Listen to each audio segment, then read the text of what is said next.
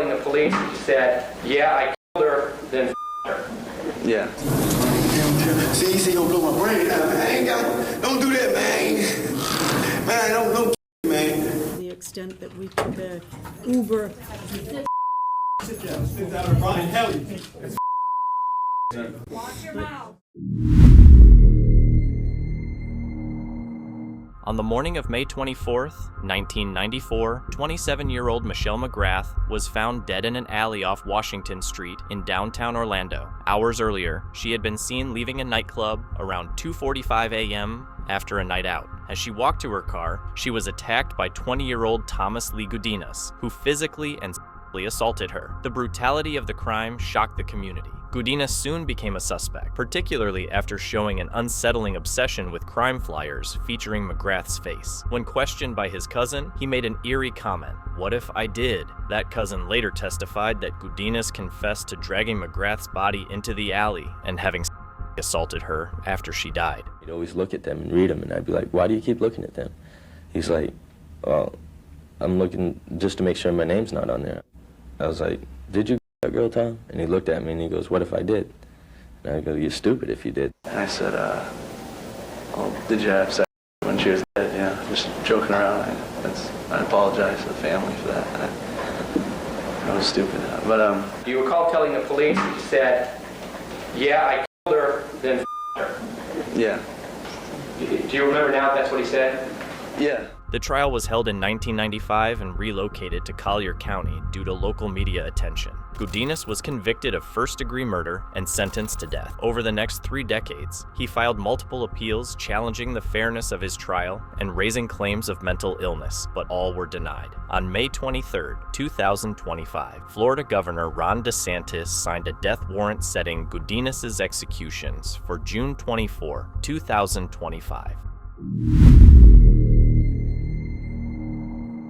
In December 2022, Ewan DeWitt brutally murdered his ex-girlfriend, Julie Minogue, inside her Milford, Connecticut home. Armed with a weapon, he struck her while her 2 sons were inside. The youngest son sat only inches away as his mother was killed. Prior to the attack, Julie had sought protection, filing a restraining order and reporting hundreds of harassing texts from DeWitt. Despite this, police failed to act swiftly on an arrest warrant, a delay that later drew heavy criticism. Julie's family was devastated, denied even the dignity of a proper farewell due to the severe trauma inflicted on her body. Luke, who's a baby. He was in shock after. He denied me and my family the right to see my daughter, even before her funeral, because he mutilated her. By early 2025, DeWitt agreed to a plea deal, avoiding trial and sparing Julie's son from testifying. He pleaded guilty to murder and risk of injury to a child, accepting a 40-year prison sentence. During the May sentencing, heavy courtroom security was present. Emotions ran high when DeWitt lashed out, screaming profanities after prosecutors described the murder as premeditated. Calculated, well thought out to the extent that we could Uber. Sit down and Brian Helly, piece of Watch your mouth. Family members addressed the court through tears. Julie's mother wished him eternal suffering, while her father dismissed DeWitt's apology as empty. I want to say I'm sorry. I snapped. What did you think when you heard that? Those are just words, okay? But read into the document that was prepared, I didn't hear much sorrow. DeWitt was sentenced to 40 years in prison. Though justice was technically served, her family made it clear that no sentence could ever undo the horror they endured.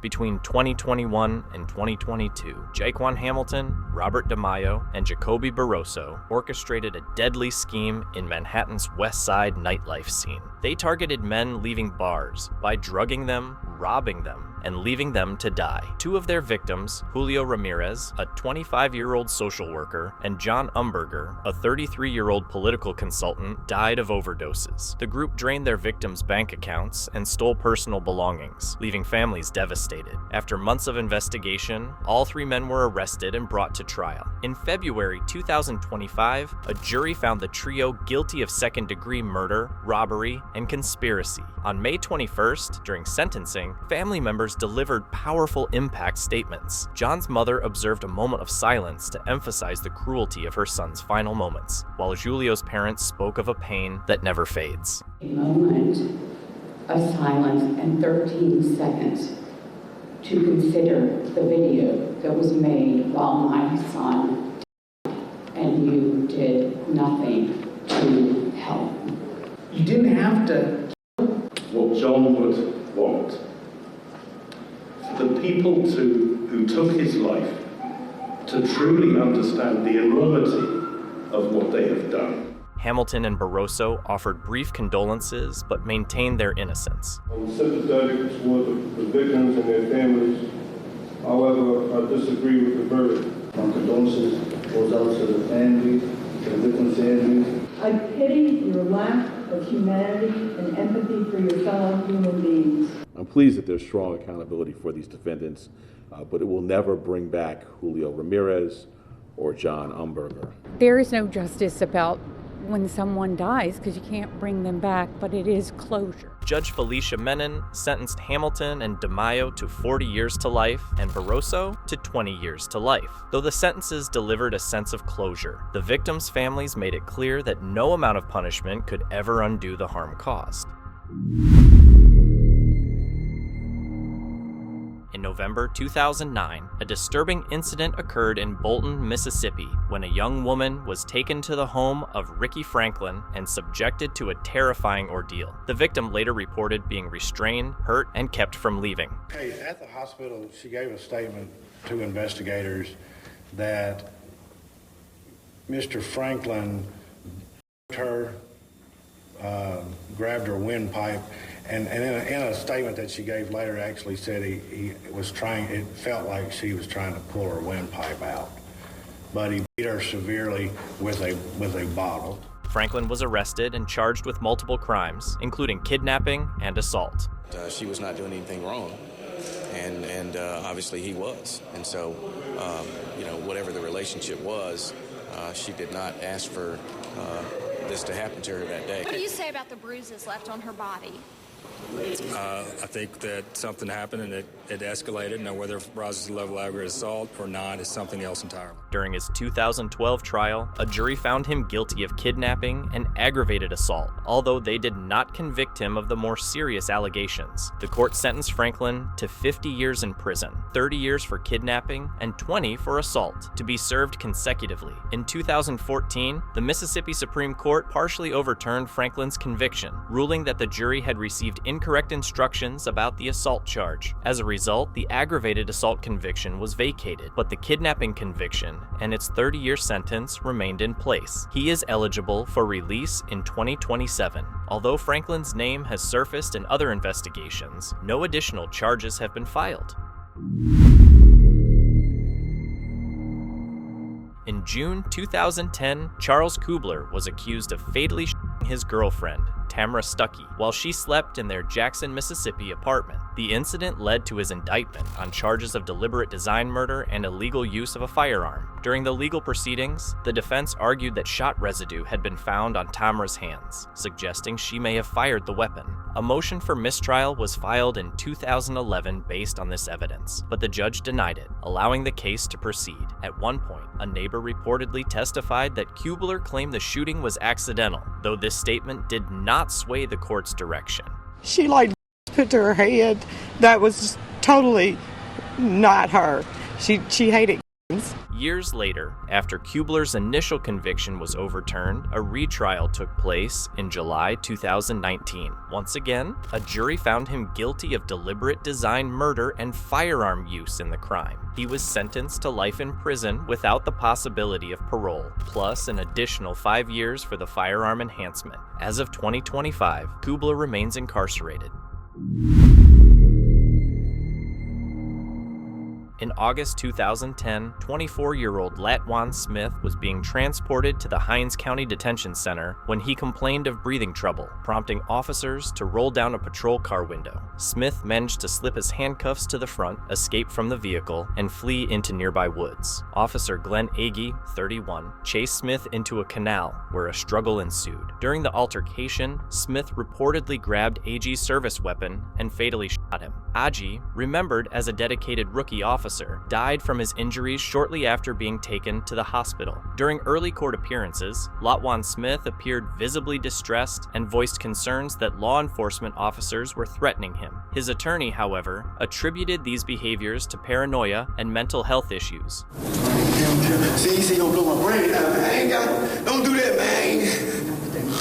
Man, don't man. Don't blow my brains out, man. What do you want to say? Why are you talking about? He seemed delusional and paranoid to me, but again, I'm not a psychiatrist, but I would certainly, we will certainly make some sort of motion to have him evaluated because he was not, in my mind, able to even understand the proceedings today.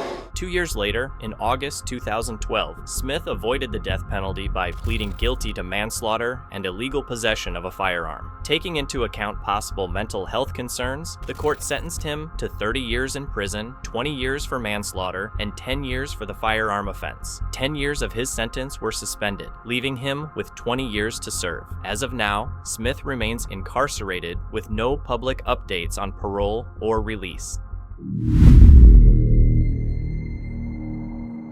In November 2007, Jackson State University student Latasha Norman went missing, triggering a widespread search. Her body was later discovered in a wooded area outside Jackson. Suspicion quickly fell on her ex-boyfriend, Stanley Cole, who had a history of abusive behavior. Witnesses testified that Cole had physically assaulted Latasha before, including an incident where he broke her phone after she received a call from a new boyfriend. Latasha had filed assault charges and was set to testify against him days before her disappearance. Simone Harris, Cole's girlfriend at the time, testified that she saw blood on his shirt the day Latasha vanished, but initially withheld that information. And we brought his mother down, and he talked to her, and they hugged and cried, and she told him everything's going to be okay. And she left. We got him a Sprite, and he told her that he killed Latasha and told us where the body was. Prosecutors argued Cole killed Latasha and hid her body in the trunk of Harris's car while police searched for her. In 2010, Cole was convicted of murder and sentenced to life without parole. However, the conviction was later overturned when the Mississippi Court of Appeals ruled the jury should have been allowed to consider a lesser charge of manslaughter. In 2014, Cole pleaded guilty to manslaughter, armed robbery, and aggravated stalking. He was sentenced to 40 years in prison, 20 for manslaughter, 15 for robbery, and 5 for stalking, all to run consecutively. With time served since 2007, Cole remains incarcerated and is expected to serve his sentence until at least 2054. On the night of May 21st, 2024, a routine visit to a Checkers drive-thru in Kissimmee, Florida, turned fatal when 51-year-old Wesley Robertson was shot and killed by an employee. The incident reportedly began when Robertson became upset about his order, specifically over missing mayonnaise packets, and asked multiple times to speak to a manager. Surveillance footage and witness accounts reveal that 23-year-old Elijah Mackey, a Checkers employee, exited the drive-thru window, walked around the building, and confronted Robertson. The situation quickly escalated when Robertson allegedly used offensive language, prompting Mackey to pull a weapon from his waistband and shoot Robertson in the chest. Robertson collapsed against the restaurant wall and later died from his injuries. Can you imagine? You're just like, oh, let's go to Checkers. I want, a hamburger meal or whatever it is. And next thing you know, you're gone. I mean, how does that happen? It's sad. It's really sad. You don't know if you can ever voice your opinion, because somebody's going to pull.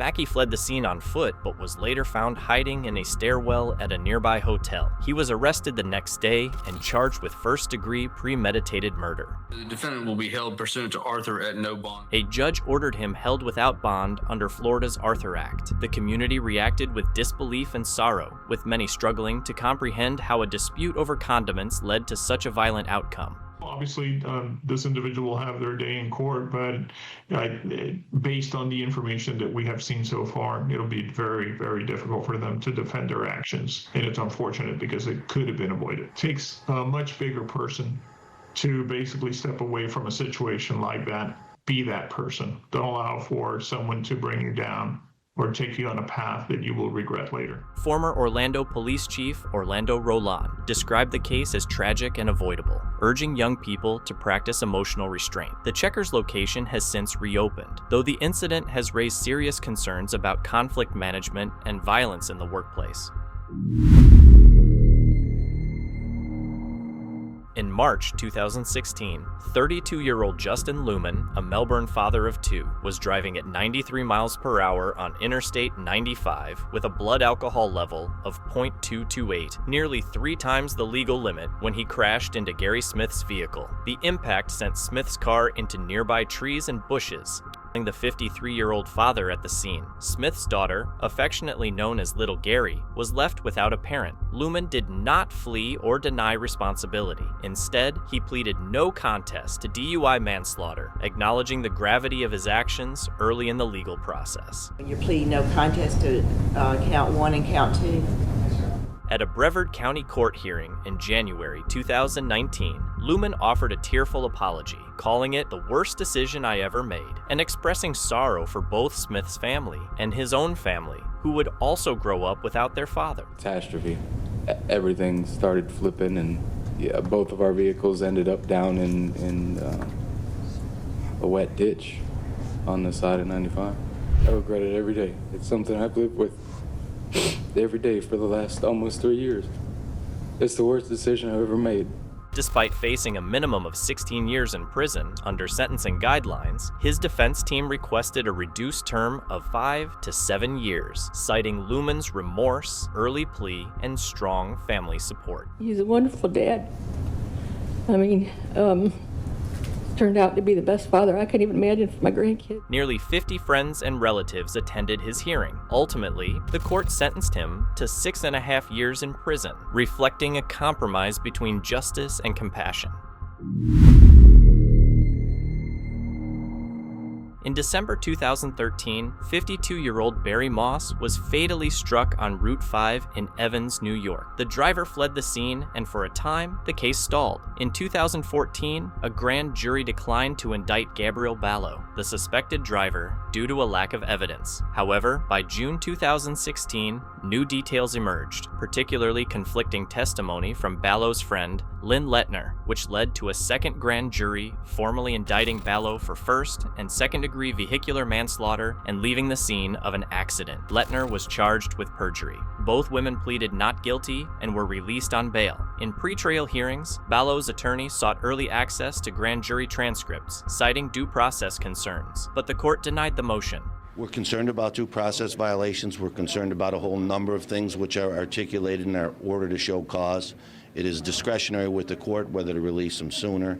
This case has been in the press for 2.5 years. I'm sure there's not any reasons to protect the instruction or who gave the instruction. Later that year, Ballo pleaded guilty to a lesser charge of leaving the scene after causing serious physical injury, and the manslaughter counts were dropped. She was sentenced to 1 year in jail, a term she served in full after being denied early release. In 2019, her conviction was upheld by the New York Appellate Division, which rejected claims that the re-indictment was procedurally unfair, though the criminal case is now closed. A 2023 coroner's jury in the Bahamas reaffirmed the incident as a homicide by manslaughter. Ballo is now free, and no additional legal action is pending. In January 2025, Craig Leiner was arrested for the fatal shooting of his ex-wife, Karen Leiner, outside her Cleveland home. Witnesses reported hearing her beg for her life before the shots were fired. Prosecutors charged Liner with first-degree murder and described the case as potentially eligible for the death penalty. He was denied bond and remained in custody at Bradley County Jail. While awaiting trial, Liner allegedly tried to orchestrate another killing, this time targeting his ex-mother-in-law, whom he blamed for damaging his relationship with his family. It might not be relevant to the first case, and that would be a judge decision, but it could come up potentially for just trying to impeach or say that he's not being truthful in his testimony. The murder-for-hire plot came to light when a fellow inmate told authorities that Liner offered him a Range Rover and a 2017 Malibu boat to carry out the murder after his release. Sometimes defense attorneys try to characterize that information or statements as they might not be as reliable, or they might be bargained for because the person that is getting the other person to talk might receive some kind of benefit, like a reduced sentence or something. The inmate wore a wire, capturing Liner, confirming the plan. Investigators later found both the vehicle and boat in Liner's storage unit, leading to new criminal solicitation charges. It actually takes the target level offense down 2 levels. He might only face 3 to 6 years of punishment. On June 5th, 2025, during a court hearing, the inmate testified about the pressure he felt in agreeing to the plan. The judge scheduled further hearings for July 28th. That same week, Liner informed the court he could no longer afford private counsel, prompting the judge to consider appointing a public defender. His murder trial, now expected to include dozens of witnesses and possible psychiatric evaluations, has been scheduled for May 2026.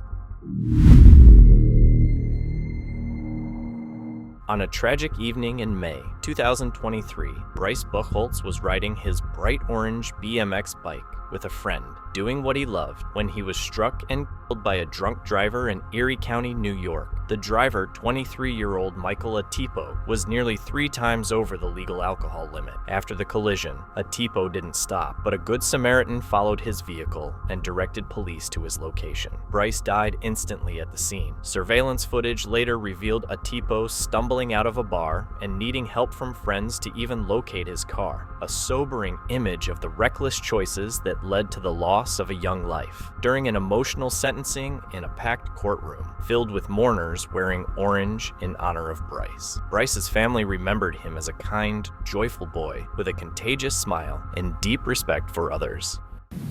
Bryce always had a smile. He was a very lovable kid who treated others with respect and kindness. He loved to laugh and loved to make others laugh. Mr. Buchholz. I'm so very sorry. Finally to Bryce, please forgive me and have mercy on me. I know that you'll be in my heart, in my mind, every day for the rest of my life. Atipo, visibly remorseful, apologized to the family and asked Bryce for forgiveness, vowing to carry the weight of that night forever. Atipo was sentenced to up to 3 years in state prison. While the district attorney could not pursue criminal charges against the bar that served Atipo, a civil case is ongoing. In August 1991, Toriano Jackson was shot and killed near a hot dog stand in Buffalo, New York. Valentino Dixon was arrested shortly after and convicted of the crime. Despite the lack of physical evidence tying him to the scene, his conviction relied heavily on unreliable witness statements and what was later revealed to be a false confession from another individual. It wasn't a mystery. This wasn't a whodunit. There was absolutely no reason for Valentino Dixon to spend 25 years in prison for a crime he didn't commit. Dixon was sentenced to 39 years to life and spent 27 years in prison, most of it at Attica Correctional Facility. While incarcerated, he turned to art, specifically intricate golf course drawings, which eventually gained public attention and helped reopen his case. Because without the artwork, I believe I'm still sitting in prison. I'm living my life without a lawsuit. I'm determined to make something of myself and to touch as many lives as possible. In September 2018, the Erie County District Attorney's Conviction Integrity Unit reviewed the evidence, found major flaws in the original investigation, and identified Lamar Scott as the true perpetrator. Dixon was exonerated and released, emerging as a powerful symbol of wrongful conviction and resilience. Following his release, Dixon continued to use his platform to advocate for justice reform. In December 2019, he filed a 68-page federal lawsuit against the city of Buffalo, Erie County, the Buffalo Police Department, and the Erie County DA's office. A lot of times, nobody wants to be a whistleblower. This is what this lawsuit is based on. Evidence is there that they covered up the truth and the facts in the case, that they knew I was innocent and they didn't care. They convicted me anyway. My attorneys say, why shouldn't they pay? 8 witnesses cleared me in the confession 2 days after I was arrested. The forensic evidence cleared me of the crime, and the DA withheld it. The suit alleges egregious misconduct, including coerced witness statements, fabricated evidence, and a prosecution strategy more focused on winning than justice. Justice for me would be that we don't have any more wrongful convictions occurring in the U.S. As of now, the lawsuit remains active in the U.S. District Court for the Western District of New York, with ongoing pretrial motions, but no settlement or trial date yet announced. In the early morning of November 4th, 2012, 20-year-old Deontay E. Billups from Chicago was shot and killed on Allen Avenue in Muskegon, Michigan. After months of investigation, police arrested Demario Marcellus Buchanan and Quazala Dwayne Porchia. Prosecutors said Porchia helped Buchanan, but did not fire the fatal shots himself. From the start, the case was marked by tense moments in court. In July 2014, Buchanan's cousin, Ash Shakur Buchanan, refused to testify until he was handcuffed and threatened with contempt, eventually giving key testimony that pushed the case forward. In June 2015, Demario Buchanan agreed to a no-contest plea to second-degree murder, using a firearm during a felony, lying to police, and being a felon in possession of a weapon. By law, a no-contest plea isn't an admission of guilt, but is treated the same for sentencing. Later, Buchanan tried to withdraw his plea, claiming he had misunderstood the minimum sentence and felt pressured to take the deal because he was warned a trial could lead to decades behind bars. That I was told I would be getting 15-year sentence plus a mandatory 2 years. So you understood when you wrote this motion that it was going to be at least 17 years, right? When I spoke to him and I kept asking him, was it going to be 15 years, he was saying it was going to be less. So why did you put in your motion that you were told that it was going to be 15 years plus 2? That's 17, isn't it? Because he kept saying it's going to be, it may be 15 years, it may be less. It may be 15, it may be less. But I just put that in there because, that was a set number. Take it to trial and lose. No, you didn't say that. You said, when I said I didn't want to take the deal, you said, I believe that's a good deal for a murder too. At sentencing, I'm not going to be anywhere near 24 years. It's going to be close to 40 years, so don't ask for any leniency in your sentence. Okay. And then that same day as I was leaving out, Mr. Roberts was sitting down or standing by one of those chairs right there outside this room, and he said, 40 years is a long time, as I was walking by. What, if any, effect did that have on you? A lot for the judge and the prosecutor to tell me that I don't have a chance basically at trial. That's a lot. Then what Mr. Swanson said, what he said is I got to take the plea. I ain't feel I had a chance. I don't feel I got a chance now, but I got to do what I got to do. Judge. Now, Mr. Swanson told you, did he not, that he believed he could work on your behalf and get the judge to come down from that number? He told you that, didn't he? Yes? Yes. And then when I came into that meeting with Mr. Swanson, it was one of the conference rooms right outside this hallway, right? Yeah. And at that point, you asked me for less than the 20 years, didn't you? I asked you if it was going to be less than the 20 years, like to basically agree with what Mr. Swanson was saying. Right. And I told you that depending on what was said to the people that you were going to talk to, that was a possibility that could be less than the 20 years, right? Right. I never told you that your sentence was going to be 15 years, did I? You didn't know. I never said that you did. Well, we judged to his recollection of what your testimony was from earlier, but you asked me for less than the 20 years, right? No. You never asked for that? No. Well, then what was our conversation about? You saying that the judge would take into consideration everything that Mr. Swanson was saying, that it would be less than 15 years. Less than 15 years now? Yes, that's what you said. That's what Mr. Swanson said, and that's what you agreed to. You said, well, at the end of the day, it's really up to the judge, but it won't be 20 years. I said specifically, well, he can give me 19 years. That's less than 20 years. And you said, well, it won't do that. He won't do that. But I said it could be less than the 20 years, right? You said it would, but you and Mr. Swanson both said it would be. And that was based on the understanding that you were then going to sit down with federal investigators and give information to them about an extensive drug smuggling operation, right? Yeah. Which you then turned around and did, right? Yeah. You met with them for several hours right in the jury assembly room, right outside this courtroom, didn't you? Mm-hmm. Yes? Yes. And that was right after you took your plea, right? No, it was in the process of.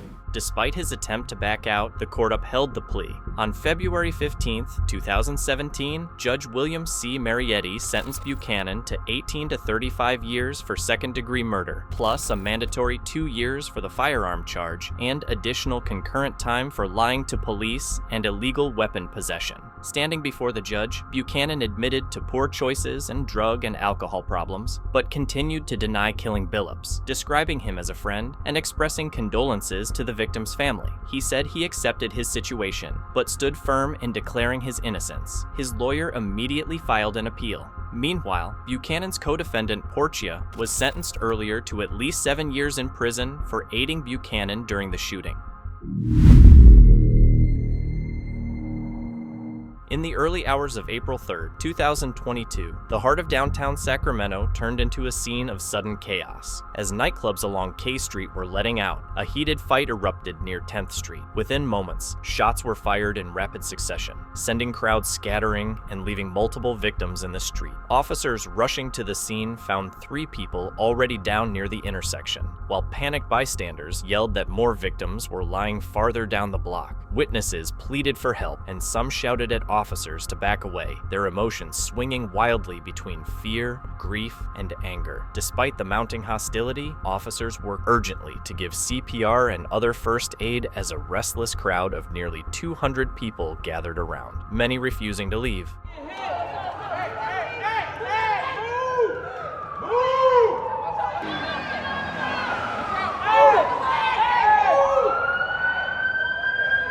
The violence stemmed from a gang-related confrontation. Surveillance footage and eyewitness accounts later confirmed that at least 5 shooters were involved. Among them was Smiley Martin, who was identified as helping another shooter during the fight that escalated into a deadly battle. A young vendor later testified to seeing a man, believed to be Memtula Payton, lift his shirt to reveal a weapon moments before the shots rang out. By sunrise, 6 people, 3 men, and 3 women were dead. 12 others were injured, 4 critically. Police recovered a stolen weapon and a modified weapon capable of fully automatic fire. The crime scene stretched over several city blocks, with bullet casings and broken glass scattered across K Street. In the days that followed, detectives pieced together evidence through videos, social media clips, and dozens of witness interviews. While you are making your initial response, how would you characterize the scene at this time? The scene was chaotic. There were a lot of emotions ranging from sadness to anger. 100 to 200 people still remaining on scene, and they were very upset, whether it was for providing medical aid or not providing medical aid. There was a lot of emotions on the scene. In the area where you were rendering aid on 10th, there were still a large number of people there in that area when you finished rendering aid, when you changed your role into more of a monitoring force. There was still a large number of people out there. Yes, there was. Estimate maybe 50 to 100 right there on 10th Street? I would still say 100 to 200 people there. So the crowd hasn't really dispersed. Generally the same number of people are still there at the time. Yes, it didn't disperse hardly at all. And I'm assuming that the hostility and the negative comments and language continued towards you? Yes, that's correct. When you finished rendering aid, was it your job then to transition to securing the scene? Yes, it was. And what did you do in the focus of securing the scene? What was your first recollection of your task after the aid had ended? After the aid had ended, my partner officers have already started clearing people off the crime scene. And I primarily just went to Officer Madu and his arrestee. The arrestee this is the individual that was making it difficult for you all to do your jobs rendering aid? Yes. And this individual was physically hostile, not just verbally hostile? Yes. And that individual obviously had to be detained and restrained? Yes, that's correct. Was that individual ever identified that you were aware of? He was. Do you have a recollection yourself as to the name of that individual? I do not. At some point, when you were on scene and the crowd was hostile, were you in fear for your own safety? No. I understand there could be an issue, but I wasn't necessarily in fear. Were you had a concern though? Yes. Okay, and it was somewhat alleviated by other officers arriving and conducting crowd control. Good morning, Officer Lindsay. How are you? Good morning. I'm good. How are you? Fine, thank you. You indicated that you felt like the scene was emotional, people were sad and angry. Can you tell us why and how you arrived at that conclusion? Yes, that's correct. When I arrived, there were people yelling at us to leave, to go away. We also had people on scene asking us to help, to provide medical aid. People were screaming, help them. So it was emotional in different directions. After you were done rendering aid, you kind of went to crowd control, we'll call it, correct? Yes. And the crowd, I think you said, was still relatively agitated, is that right? Yes. By the time I was done with CPR, they had already formed a skirmish line and started backing people off of the area that I was tending to medical need. What conduct, if any, do you recall the crowd engaging in? The crowd was still hostile while they had the skirmish line. And what conduct did you observe that would cause you to identify it as hostile? They were still yelling.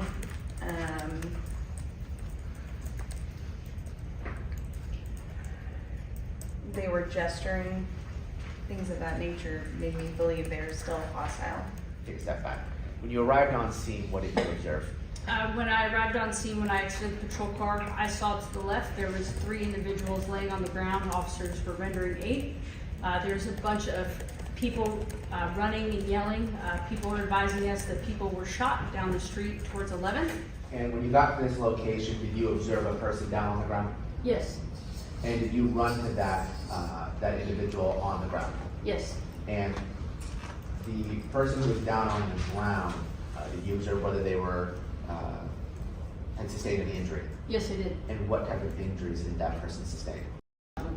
And the person who was down on the ground with wounds, did you begin rendering medical aid? I did. And the person you began rendering medical aid to, is that person present in this courtroom today? Yes. Could you please locate that person in this courtroom and describe what that person is wearing? Yes. The gentleman sitting right in front of me in the orange shirt with the white underneath. We'd stipulate, Mr. Smiley Martin. Smiley Martin, his brother Dandre Martin, and Mtula Payton were all eventually charged with murder and illegal weapons possession. Payton fled but was arrested in Las Vegas weeks later. Smiley Martin, however, never stood trial. He died in custody in June 2024 from accidental methadone toxicity, halting his prosecution. The case is still moving through Sacramento Superior Court, where Detective Sean McGovern and gang expert Lieutenant Zach Eaton have described how surveillance footage, forensic evidence, and eyewitness accounts link the shooting to an ongoing gang feud. In October 2017, 5 Michigan boys, Kyle Anger, Mark Sikelski, Trevor Gray, McCadden Payne, and Alexander Miller, collected rocks and drove to the Dodge Road overpass in Vienna Township. From there, they dropped and threw more than 20 rocks onto cars traveling on Interstate 75. One rock, weighing about 6 pounds, went through the windshield of a van and struck 32-year-old Kenneth White, who was riding home from work with his son. White from his injuries at the scene. By November, all 5 boys were charged as adults with second-degree murder, conspiracy, and related crimes. At an early court hearing, the judge denied bond for some of them and ordered mental health evaluations for Anger, Sikelski, and Gray, after defense attorneys argued their clients struggled with conditions like ADH, bipolar disorder, and oppositional defiance disorder, which could affect their ability to understand the charges or help with their defense. Over the following months, state forensic experts concluded that the 3 boys were mentally fit to stand trial. Prosecutors confirmed the findings, but defense lawyers, wanting to be thorough given the seriousness of the case, requested independent evaluations to make sure nothing had been overlooked. I did, Your Honor. All right. Your Honor, the people also received a copy, and while the people would stipulate to competency, I believe defendant is asking for an independent at this time. That is correct, Your Honor. I had a pre-evaluation done prior to the forensic center evaluation, and the 2 reports are widely divergent, and I think it's better and more prudent and more careful, especially considering the serious nature of the charges, to have an independent evaluation done. I've talked to the prosecutor about it, and I think that that's the wisest course for everybody. People don't object, Your Honor.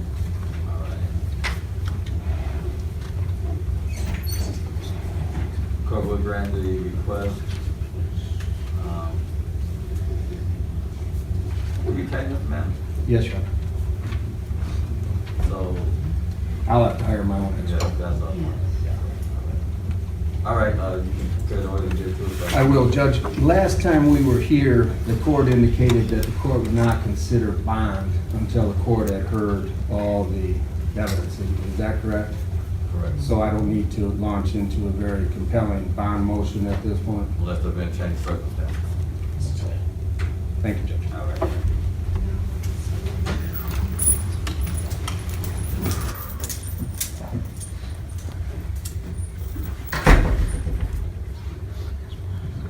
I received the report back from the forensic center. Did you receive a copy? We did receive a copy, Judge. We've gone over that. Attorney Myers, myself, as well as Trevor have reviewed that copy. We are also going to make a request for an independent evaluation on today's date. We do feel that it's essential due to the nature of the charges, our client's very young age, that we make a request for an independent evaluation. People don't object, Your Honor. All right, that request will be granted, and I just request the order be filed with the budget. I actually have a proposed order with me today, if I may, Judge. It would require, Attorney Myers is in fact retained. I am appointed through the Genesee County Probate Court, so it's kind of different circumstances. That being said, Trevor is, we would make the argument, is indigent. He's young, he's held at GBRC, and he cannot afford the funds for an independent evaluation. In that regard, I did contact the Public Defender Administrator, Barbara Minier. She did make an approval for funds at a public expense for this independent evaluation, and I have a proposed order, if I may approach. Yes, please. Thank you.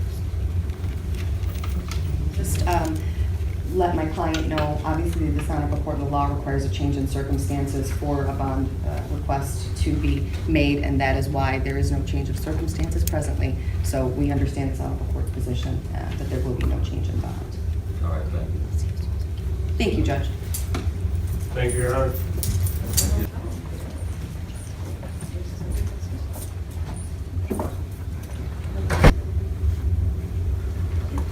People of the State of Michigan versus Alexander Sean Miller, case number 17-2301. Your Honor, Karen Hansen for the people. Seated beside me is Sergeant Jason Murphy with the Genesee County Sheriff's Department. James Gust on behalf of Mr. Miller. All right. Your Honor, this is one of the co-defendants. I know that the other 3 co-defendants have asked for independent evaluations, and we have set their forensic review for March 8th, 2018. I did have an opportunity to speak with the victim's family and ask them if they were okay with the cases being separated and going forward with the two that didn't go, and they represented they did not want to have to listen to this 2 times. So I would ask that we keep both Miller and Kane with the other co-defendants so we can just do this exam once.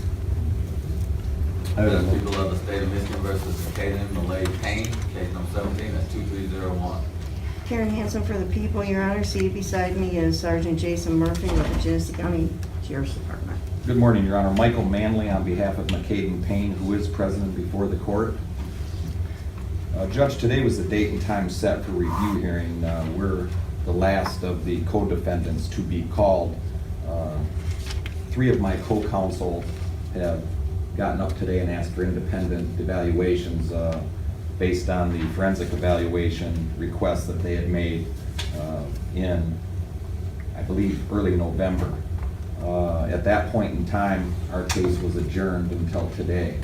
I've had the opportunity to speak with my client several times at length. He has no psychological issues, no mental health issues, no behavioral issues.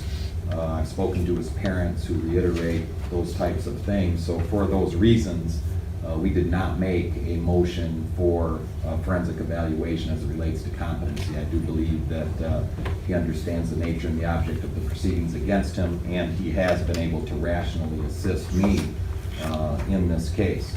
However, and I would agree with my co-counsel who made these motions with the independent evaluation. If I was in their shoes, I would have done the exact same thing, and I appreciate that the court has granted that.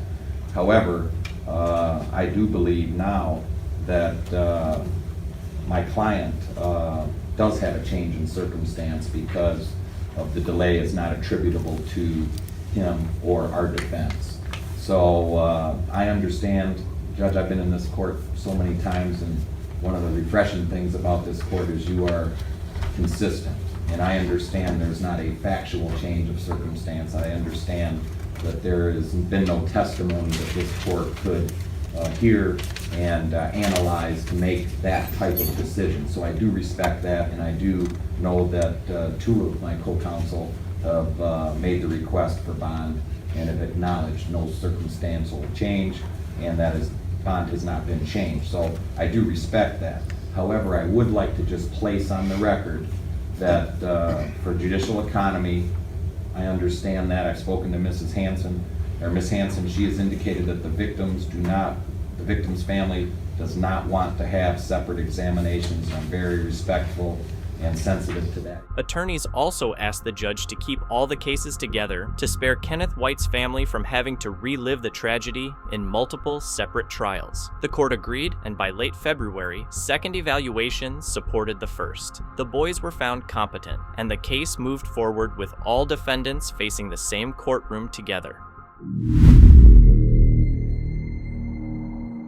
In August 2021, a horrifying tragedy unfolded in Milwaukee when 53-year-old Andres D. Martina invited his 2 grandsons, Andre Smith II and his brother, for a sleepover at his home. What began as a routine visit turned deadly the next morning when Martina accused Andre of stealing money. In a violent outburst, he launched a brutal assault on both boys, using various objects from around the house. His disabled mother was present, but unable to intervene. Andre suffered severe injuries during the prolonged attack, while his younger brother sustained visible bruises. After the assault, Martina sent a message to the boy's grandmother, prompting other family members to rush over. When they arrived, they found Martina dragging Andre's lifeless body through the home.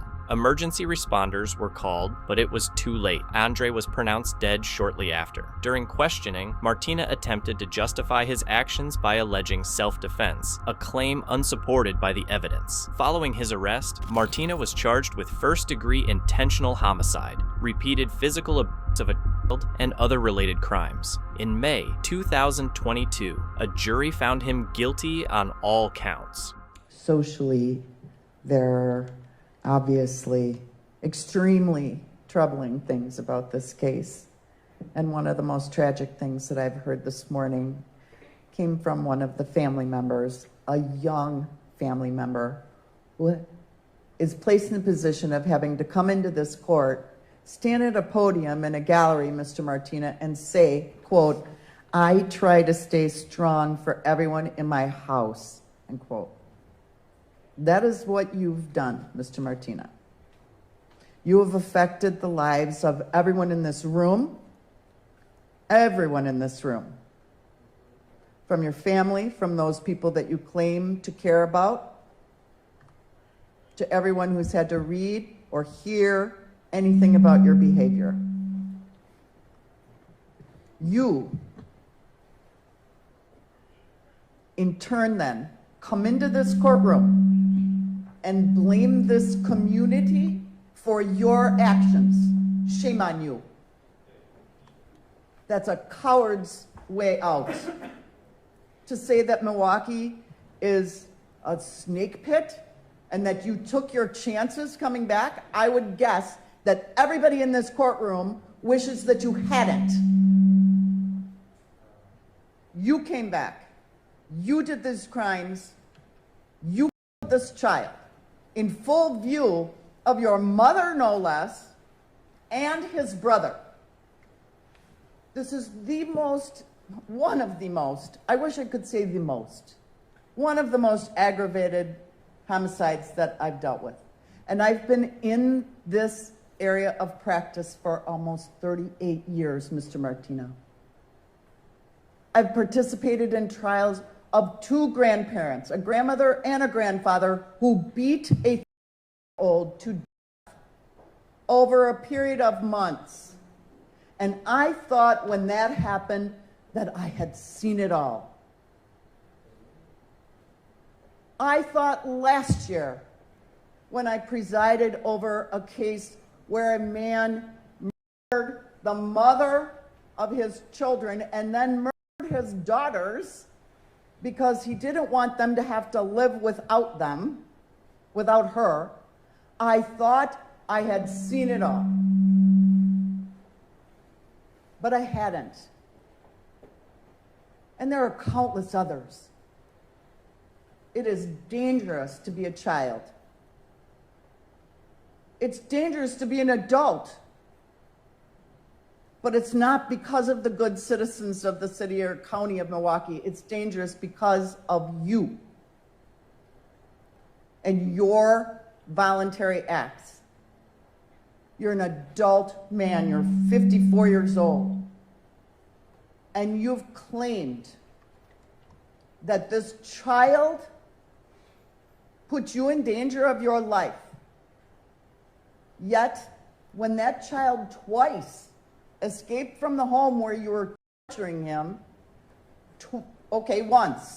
one time, you dragged him back in and continued the torture. You continued. In this country, we don't execute thieves, even if you believe that it's true that he stole from you.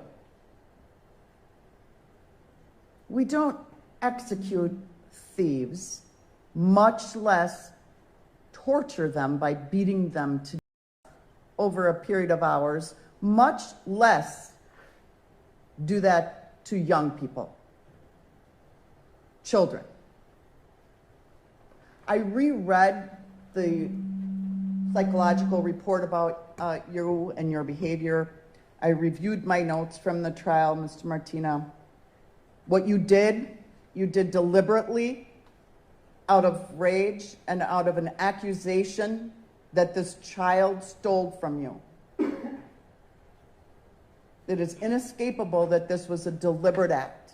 And it is inescapable, it's an inescapable conclusion of this court that it was not, clearly not, self-defense.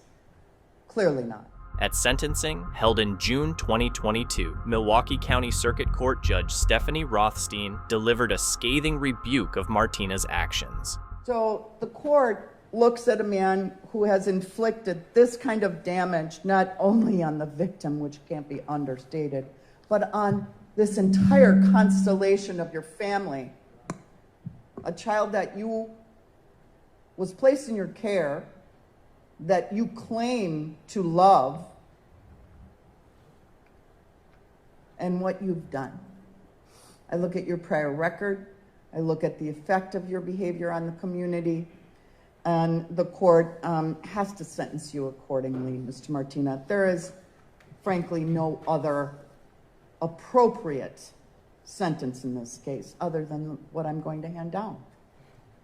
The conditions of your sentence will be that you will pay all the costs and fees and surcharges of this action. You're ordered to pay $2,360.72 to the Wisconsin Crime Victim Compensation Fund. All those costs and fees and surcharges will be paid from 25% of your institution funds. You'll have absolutely no contact with any of the family members who have addressed the court today, nor any of the witnesses who testified in the court. And that means by mail, in person, visiting, whatever form or means electronic. You may participate in whatever counseling the institution deems necessary for you, and you may participate in any kind of educational and vocational programming that you choose to participate in the institution. The court is going to sentence you as follows. First, as to counts 3, 4, and 5, and I have filled out a written explanation of determinate sentence. As to count 3, the court sentences you to 25 years of incarceration in the Wisconsin prison system, 15 years of initial confinement, and 10 years of extended supervision. As to count 4, your sentence is 6 years, 3 years of initial confinement, and 3 years of extended supervision. As to count 5, your sentence is 10 years, 5 years initial confinement, and 5 years of extended supervision. Because of the nature of those offenses, you're not eligible for any programming such as the Challenge program or the substance abuse program. As to counts 1 and 2, Mr. Martina, the court is going to sentence you to a period of life imprisonment as to count 1 and count 2, and you will not be eligible for release to extended supervision. All of these counts will be served consecutive to one another, Mr. Martina. You're given credit for 280 days previously served, and counsel, you'll file your notice of intent to pursue post-conviction relief. Anything further from the state? Calling the case one of the most egregious she had encountered, she handed down 2 consecutive life sentences along with additional years for the other charges. She emphasized the devastating impact the crime had on the surviving family and condemned Martina's attempt to shift blame. The victim's mother expressed relief, stating justice had been served and that the sentence ensured Martina would never again pose a threat to anyone. Big thanks to our viewers for joining the courtroom journey with us. Your interest in the stories of justice is what keeps our channel alive.